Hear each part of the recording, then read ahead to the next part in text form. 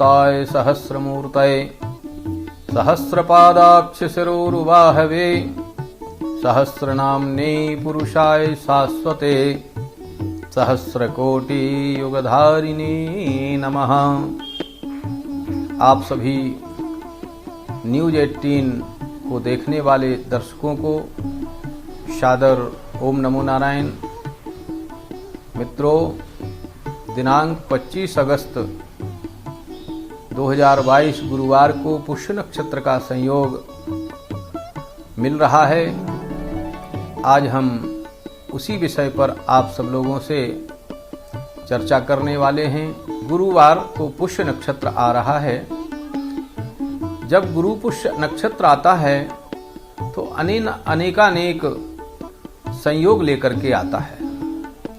गुरु पुष्य ज्योतिषीय गणना के अनुसार बहुत ही उत्तम मुहूर्त हमारे यहाँ माना गया है।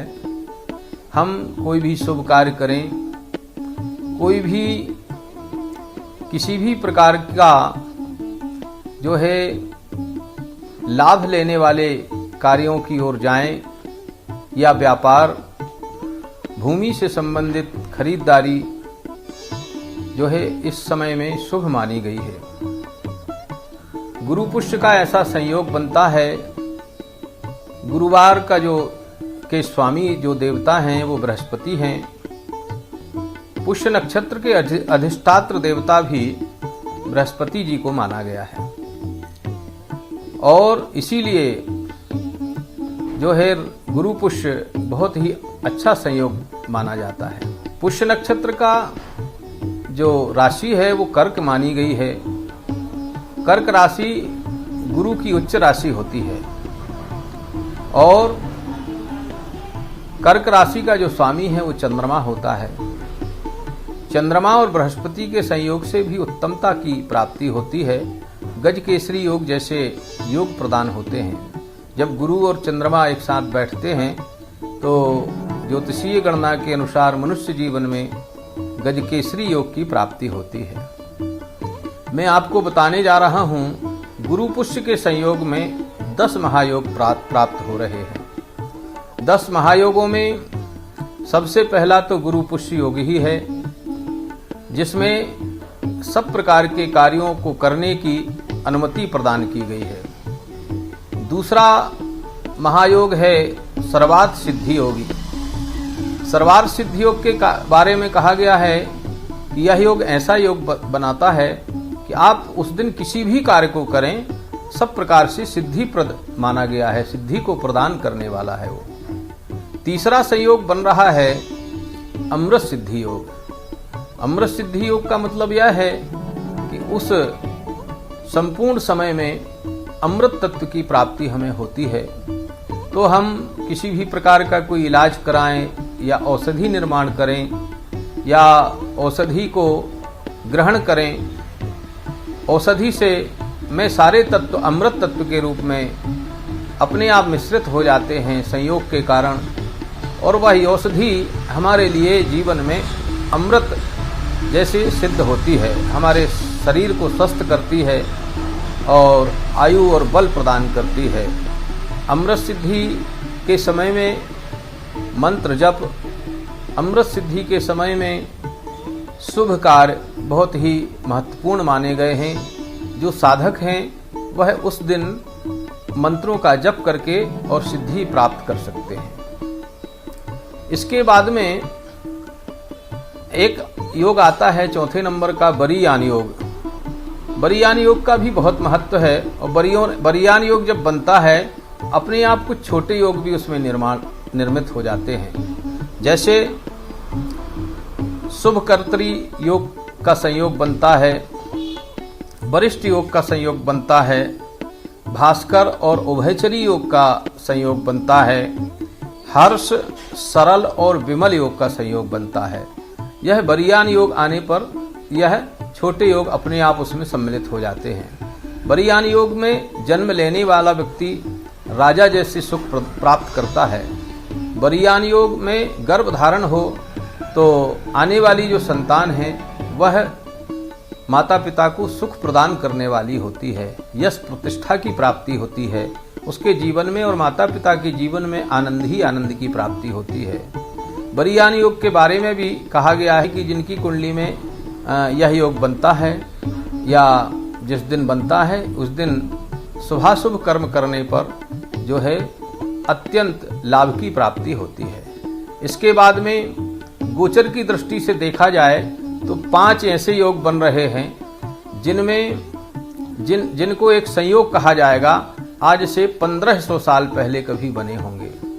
यह सारे योग जो आपको मैं 10 महायोग बता रहा हूँ, यह 1500 वर्ष पहले बने थे। गुरु पुष्य के योग में यह पुनः वापस हो रहे हैं। तो सूर्य सिंह राशि में है, चंद्रमा कर्क राशि में है, बृहस्पति देव मीन राशि में है, शनि देव मकर राशि में है और बुध जो है कन्या राशि में है। तो बुध की कन्या राशि उच्च की राशि मानी जाती है और 5 ग्रह अपने स्वराशि में विचरण कर रहे हैं। उस दिन ऐसा संयोग आएगा, गुरुवार को 5 ग्रह अपनी स्वराशि में विराजित होकर के और अनेकानेक शुभ योगों को प्रदान करेंगे। यह योग ऐसे हैं कि आप किसी भी प्रकार के कार्य को करेंगे तो आपको सिद्धि की प्राप्ति होगी। आप कोई खरीदारी करना चाहते हैं, किसी भी प्रकार की भूमि, भवन, सोना चांदी, बर्तन, कपड़े और अनेकानेक आपकी आवश्यकता अनुसार जो सामग्री है उसको आप खरीद सकते हैं कल के योग में, गुरुवार के योग में, पुष्य के योग में। और इसके बाद में आप कोई संबंध स्थापित करना चाहते हैं, विवाहादि का जो संबंध है उसको पूर्णतः से आप जो है किसी तिथि को निश्चित करना चाहते हैं, विवाह की तिथि को, तो बहुत अच्छा मुहूर्त है, विवाह को तय कर सकते हैं। किसी ऐसे कोई वातावरण जो बिगड़ा हो कहीं पर, अगर उसमें आप एक होना चाहते हैं, परस्पर मैत्री भाव आपके अंदर हो, तो आप परस्परता से उनसे मित्रता कर सकते हैं। किन्हीं के घरों में अगर लड़ाई झगड़ा होता हो तो प्रातःकाल सूर्य को जल चढ़ा करके सूर्य नमस्कार करें और चंद्रमा का पूजन करें।